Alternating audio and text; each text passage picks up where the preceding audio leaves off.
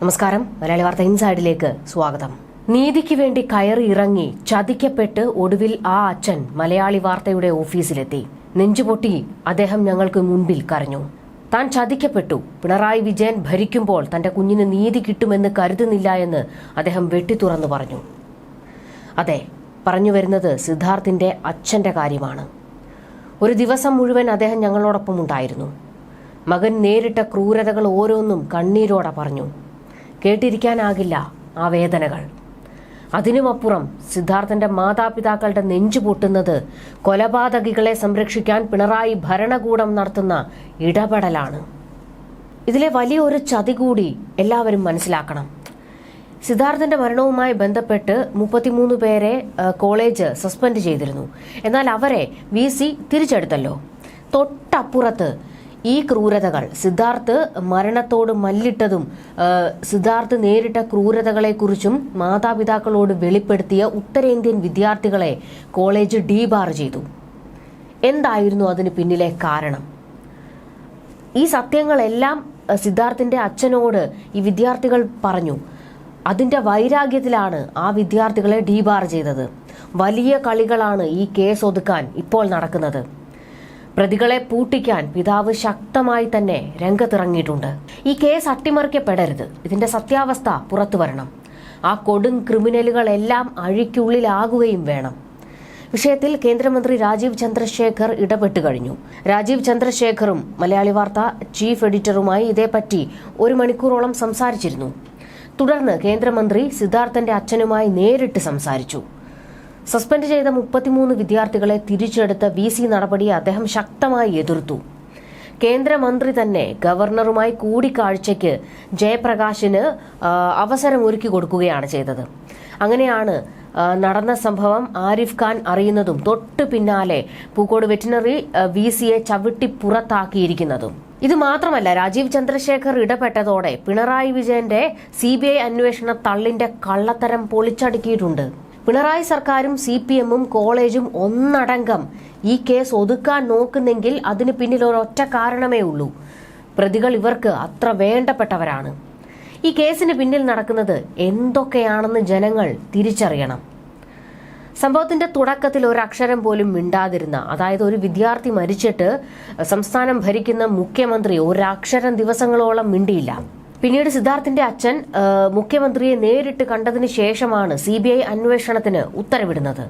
എന്നാൽ അത് വെറും പാഴ്വാക്ക് മാത്രമായിരുന്നു. തെരഞ്ഞെടുപ്പ് അടുത്തിരിക്കുന്നത് കൊണ്ടുള്ള കണ്ണിൽ പൊടിയിടൽ. പിന്നീട് നടന്നിരിക്കുന്നത് കൊടിയ ചതിയാണ്. രാജീവ് ചന്ദ്രശേഖർ ഇടപെട്ടതോടെയാണ് പിണറായി വിജയന്റെ CBI അന്വേഷണ തള്ളിന്റെ കള്ളത്തരം പൊളിഞ്ഞടുങ്ങി. ഈ കേസിൽ ഇതുവരെ സംസ്ഥാന സർക്കാരിൽ നിന്ന് CBIക്ക് ഒരു ഫയൽ പോയിട്ടില്ല എന്ന് കേന്ദ്രമന്ത്രി രാജീവ് ചന്ദ്രശേഖർ വ്യക്തമാക്കി. തെളിവുകളുടെ അടിസ്ഥാനത്തിൽ അദ്ദേഹം അത് പറഞ്ഞത്.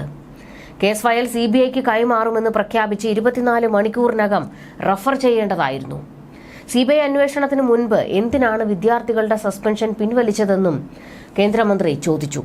കേസിനെ തട്ടിക്കളിക്കാൻ സമ്മതിക്കില്ലെന്നും ഉടൻ CBI അന്വേഷണം തുടങ്ങണമെന്നും രാജീവ് ചന്ദ്രശേഖർ പറഞ്ഞു. കേസിൽ മുഴുവൻ പ്രതികളെയും അറസ്റ്റ് ചെയ്തുവെന്നും സർക്കാർ വിജ്ഞാപനം വന്നയുടനെ തന്നെ കേന്ദ്ര പേഴ്സണൽ മന്ത്രാലയത്തിന് അയച്ചുകൊടുത്തുവെന്നുമാണ് സംസ്ഥാന ആഭ്യന്തര വകുപ്പ് പറയുന്നത്.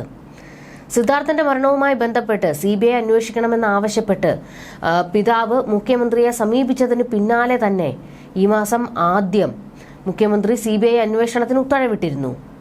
അതോടെ സംസ്ഥാന പോലീസിന്റെ അന്വേഷണം നിലച്ചു. എന്നാൽ ഇതുവരെ CBIക്ക് ഇത് സംബന്ധിച്ച ഉത്തരവ് സംസ്ഥാന സർക്കാർ കൈമാറിയിട്ടില്ല. കേസ് ഏറ്റെടുക്കണമോ എന്ന കാര്യം CBI ആണ് തീരുമാനിക്കേണ്ടതെന്ന മുട്ടാപ്പോക്ക് ന്യായമാണ് ആഭ്യന്തര വകുപ്പ് ഇപ്പോൾ നിരത്തുന്നത്. വീണിടത്ത് കിടന്ന് ഉരുളുകയാണ് പിണറായി. CBI അന്വേഷണ തള്ളു പൊളിഞ്ഞതോടെ ക്യാപ്സൂൾ വന്നിട്ടുണ്ട്.